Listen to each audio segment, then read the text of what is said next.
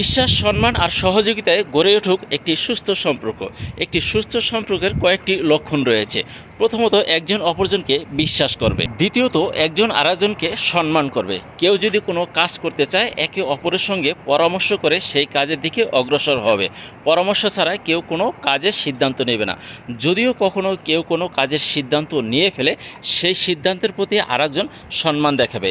একে অপরের ভালো কাজে উৎসাহিত করবে, সহযোগিতা করবে।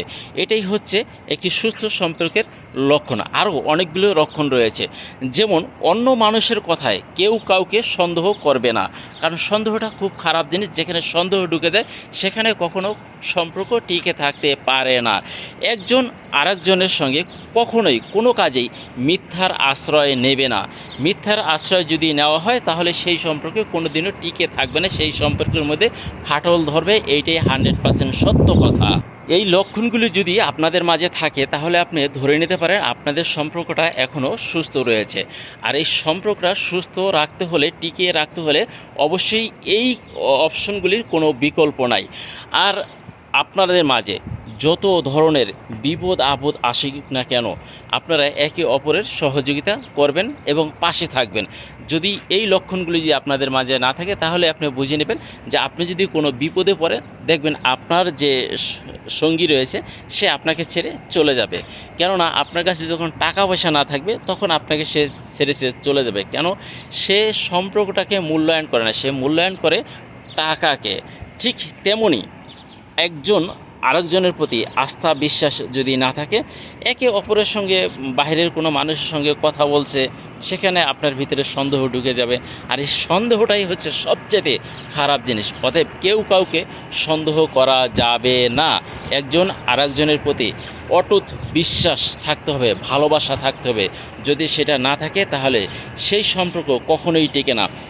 আপনার সম্পর্কের মাঝে যদি কখনো কথায় কাটাকাটি হয়, ঝগড়াঝাটি হয়, সেখানে যদি তৃতীয় ব্যক্তিকে প্রয়োজন হয় সেটা সমাধান করার জন্য, তাহলে আপনি বুঝে নেবেন যে আপনার সম্পর্কটা আর সম্পর্ক নেই। এটা আপনার ঘর আর ঘর নেই, এটা তৃতীয় ব্যক্তির স্থান হয়ে গেছে। সবসময় ওই তৃতীয় ব্যক্তি আপনাদের এই দুর্বলতাকে নিয়ে খোঁচাতে থাকবে কিভাবে আপনাদের সম্পর্কটা নষ্ট হয়ে যায়।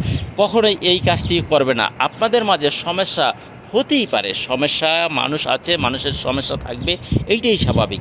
সেই সমস্যার জন্য তৃতীয় ব্যক্তিকে কখনোই করাবেন না। তৃতীয় ব্যক্তিকে কখনোই ডেকে আনবেন না সমস্যার সমাধান করার জন্য। নিজেরাই সমস্যার সমাধান করুন, আলোচনা করুন, একে অপরের সঙ্গে আলোচনা করে সমস্যার সমাধান করুন। রাগ করে বেশি দিন থাকবেন না। রাগ করে বেশি দিন থাকলে আপনাদের সম্পর্কটা আস্তে আস্তে দূরত্ব বাড়বে। সম্পর্কের দূরত্ব যত বাড়বে, ততই আপনাদের মাঝ থেকে আরও সন্দেহ তৈরি হবে। আর যদি সমস্যা যদি আপনি খুব দ্রুত সময়ের মধ্যে সমাধান করতে পারেন, আলোচনার মাধ্যমে নিজেদের সমস্যাটা নিজেরাই যদি সমাধান করতে পারেন, তাহলে দেখবেন আপনাদের সম্পর্কটা আরও গভীরতা বেড়ে গেছে। যেই সম্পর্কের মাঝে ঝগড়াঝাটি নেই, রাগারাগি নেই, মান অভিমান নেই, সেই সম্পর্কের কিন্তু গভীরতাও তেমন একটা নেই।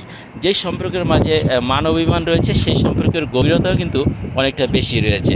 তো অতএব মান অভিমানের মাঝে যেন তৃতীয় ব্যক্তি কখনো ঢুকে না পড়ে, এদিকে আপনাদের কিন্তু খেয়াল রাখতে হবে, খুব ভালোভাবে খেয়াল রাখতে হবে যে তৃতীয় ব্যক্তি যেন আপনাদের সম্পর্কের মাঝে ঢুকে না পড়তে পারে। সেই সুযোগ কখনোই দেওয়া যাবে না।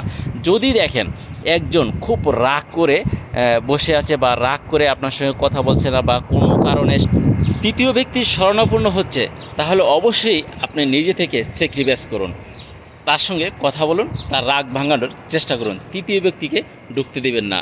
আমার ভিডিওটি যদি ভালো লেগে থাকে, শেয়ার করে অন্যকে দেখার সুযোগ করে দেবেন। ধন্যবাদ সবাইকে। আসসালামু আলাইকুম।